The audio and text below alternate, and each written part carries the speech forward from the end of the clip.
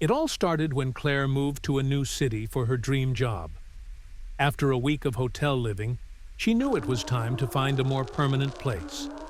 Scrolling through Craigslist, she found an ad for a room in a shared apartment. The place looked nice, the rent was affordable, and the roommate seemed friendly enough over the phone. Claire met Mark on a rainy Sunday afternoon. He was a lanky guy with a perpetual smile that didn't quite reach his eyes. The apartment was just as advertised, clean, spacious, and with a great view of the park. Desperate to settle in, Claire agreed to move in the next day. The first week went by uneventfully. Mark was often out, and when he was home, he kept to himself. However, Claire couldn't shake the feeling of being watched. She often caught glimpses of movement out of the corner of her eye, and she could swear she heard footsteps outside her door at night. One evening, Claire came home to find her bedroom door slightly ajar.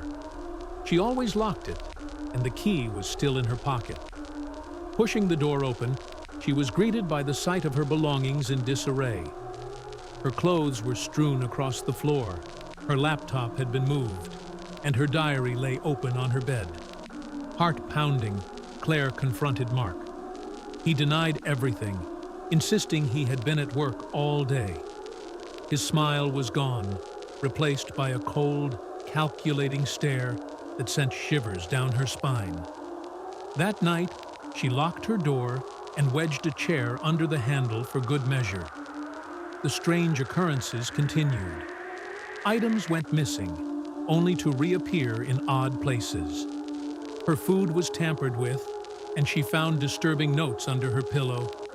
Messages like, "I'm watching you," and "You can't hide forever." Sleep-deprived and terrified, Claire decided she had to leave. One night, as she was packing her things, she heard Mark's voice outside her door. He was talking to someone, but she couldn't hear anyone else responding. Peeking through the crack in the door, she saw Mark standing alone, having a conversation with himself. He was discussing her, describing in detail how he planned to make her stay forever. Claire grabbed her phone and dialed 911. Whispering her situation to the operator, she stayed hidden until she heard the knock on the door. The police arrived just in time to catch Mark trying to break into her room with a crowbar. After Mark was taken away, Claire learned the horrifying truth. Mark had a history of mental illness and had been in and out of psychiatric facilities. The previous tenant had left abruptly, and it wasn't hard to guess why. Claire was lucky to have escaped with her life, but the experience left her scarred. James had always been a collector of oddities. Antique shops, flea markets, and online listings were his hunting grounds. One evening, he stumbled upon a Craigslist ad that piqued his interest. Estate sale, rare and unusual dolls. The ad featured photos of the dolls, each more grotesque than the last. There was something unsettling about their lifelike eyes and twisted expressions, but James was intrigued. He contacted the seller and arranged to visit the next day. The house was a dilapidated Victorian mansion on the outskirts of town. The seller, an old woman named Mrs. Harper, greeted him at the door. Her eyes were milky white, and her movements slow and deliberate. She led James to a room filled with dolls, each displayed meticulously. "These belong to my late husband," she explained in a raspy voice. "He was an avid collector." James examined the dolls, feeling a mix of fascination and revulsion. One doll in particular caught his eye. It was larger than the others, with glassy blue eyes and a mouth sewn shut with red thread. It seemed to be staring directly at him. "I'll take this one," he said, pointing to the doll. Mrs. Harper's expression darkened. "That one is not for sale," she said firmly. "But it was in the ad," James protested. "The ad was a mistake. Please, choose another." Reluctantly, James selected a different doll and left. but he couldn't shake the image of the blue-eyed doll from his mind. That night, he returned to Mrs. Harper's house, determined to offer her more money. The house was dark and silent when he arrived. He knocked on the door, but there was no answer. The front door creaked open, revealing a dimly lit hallway. Driven by curiosity, James stepped inside. He found the doll room easily. The blue-eyed doll was still there, sitting on a shelf. As he reached for it, he heard a whisper behind him. "You shouldn't be here." James spun around to find Mrs. Harper standing in the doorway, her eyes glowing in the dark. She moved with unnatural speed, lunging at him with a strength that belied her frail appearance. James stumbled back, knocking over a shelf of dolls. As he scrambled to his feet, he noticed something horrifying. The dolls weren't just made of porcelain and cloth. Their eyes were real, and their faces were contorted in expressions of agony. Mrs. Harper's husband had been a taxidermist, and these dolls were his victims. Panicking, James grabbed the blue-eyed doll and ran. He could hear Mrs. Harper's footsteps behind him, but he didn't look back. He drove home in a daze, the doll clutched tightly in his arms. That night, James dreamed of the doll. It stood at the foot of his bed, its sewn-shut mouth moving as if trying to speak. When he woke up, the doll was gone, but he could still hear its voice in his head, whispering words of torment and despair. James tried to get rid of the doll, but no matter what he did, it always found its way back to him. It appeared in his home, his car, even at his workplace. The whispers grew louder, driving him to the brink of madness. Desperate, James returned to Mrs. Harper's house, but it was abandoned. The neighbors claimed it had been empty for years. With no other options, James sought out an exorcist, hoping to rid himself of the cursed doll. The exorcist performed a ritual, but it only made things worse. The doll's whispers turned into screams, and James's nightmares became more vivid. In the end, he realized there was only one way to escape the torment.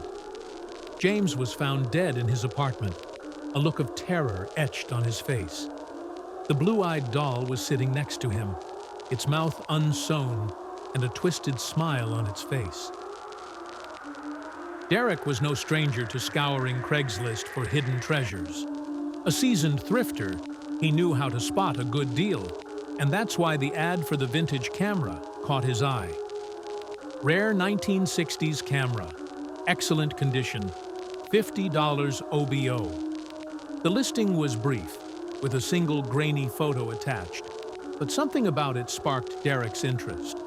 The price was ridiculously low for a camera of that era, especially one that claimed to be in excellent condition. He contacted the seller immediately, an older man named Mr. Barnett, who lived on the outskirts of town. The man's voice was raspy over the phone, but he sounded eager to sell. "I just need it gone," Mr. Barnett said, his words clipped. "Cash only. You can pick it up tonight if you want." Derek agreed without hesitation. He'd always been fascinated by old cameras, imagining the stories they could tell, the moments they had captured. This one could be a real find. That evening, he drove out to Mr. Barnett's address. The house was a decrepit, two-story structure at the end of a long, winding road. Weeds choked the yard, and the paint on the house was peeling away in long strips. The windows were dark, save for a faint glow from one on the first floor. Derek hesitated before getting out of the car. The place had a certain unease to it, but he shrugged it off. It wasn't the first time he'd been to a sketchy location for a good deal. He knocked on the door, and it creaked open almost immediately. Mr. Barnett was a thin man, hunched over with age. His eyes were sunken and clouded, giving him a haunted appearance. He held the camera out to Derek without a word. Derek took it, surprised by its weight. It was heavier than he'd expected, the metal cold against his skin. He examined it under the dim porch light. The camera was indeed vintage, but there was something off about it. The lens was cracked, a jagged line cutting through the glass, and the body was scuffed and dented. "I thought it was in excellent condition," Derek asked, frowning. Mr. Barnett's lips curled into a thin, joyless smile. "It's a fine camera," he said softly, "but be careful what you take pictures of." Derek didn't know how to respond to that. He handed the man the $50 and pocketed the camera, eager to leave the unsettling house. Mr. Barnett watched him go without another word, the door closing with a soft thud behind him. Back home, Derek couldn't shake the strange feeling Mr. Barnett had given him. The man's warning echoed in his mind as he sat at his kitchen table, examining the camera more closely. Despite its battered appearance, there was something captivating about it. He wiped away the dust, revealing a faded label, Polaroid Model 95. Curious, Derek grabbed an old pack of film from his collection and loaded it into the camera. He wasn't expecting much, but he wanted to see if the camera still worked. He pointed it at the kitchen, framed a shot of the old wooden table, and pressed the shutter. The camera whirred to life, the familiar mechanical click, followed by the sound of the film ejecting. Derek set the photo aside to develop, distracted by the camera's strange design. It had been modified, with odd, intricate patterns etched into the metal, barely visible under the grime. When he finally looked at the photo, his breath caught in his throat. The image was clear, far too clear for such an old, damaged camera. But that wasn't what unsettled him. The photo showed the table just as it was, but there was someone standing behind it. A man, his face obscured by shadows, his body blurred as if caught mid-movement. Derek's hands shook as he stared at the picture. There was no one in his apartment. He was sure of it. He checked the kitchen, every corner, every shadow, but found nothing. The apartment was empty. Trying to calm himself, Derek told himself it was a flaw in the film, a double exposure, or some trick of the light. He took another photo, this time of his living room. The camera clicked, the film ejected, and Derek waited, his heart pounding. The second photo developed, and Derek felt a chill run down his spine. The same shadowy figure was there, closer this time, standing near the window. The face was still obscured, but the figure seemed to be watching him. Derek's breath quickened. He took another photo, then another.